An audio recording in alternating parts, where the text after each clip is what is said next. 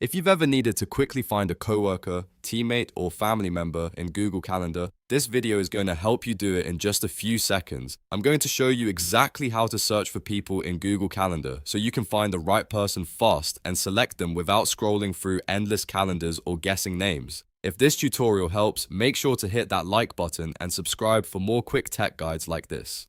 Alright, let's jump right in. First, open Google Calendar in your browser. Once you're inside Calendar, take a look at the left-hand menu on the screen. This is where Google Calendar keeps a lot of helpful tools and options, and the one we need today is the Search for People box. It's usually easy to spot in the left panel, so scan down that menu until you find it. When you see the Search for People box, click inside it. This will let you type in the information you already know about the person you want to find. You can enter their email address if you have it, or simply type their name.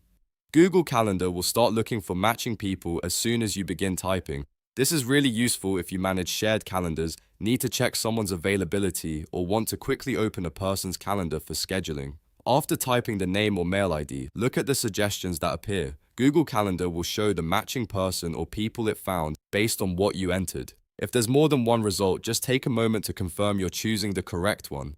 Once you see the right person, click to select it, and that's it.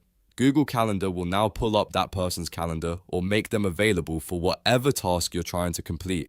It's a super simple feature, but it can save a lot of time when you're organizing meetings or checking schedules. If you found this useful, don't forget to like the video, subscribe to the channel, and turn on notifications so you don't miss the next tutorial. Thanks for watching, and I'll see you in the next one.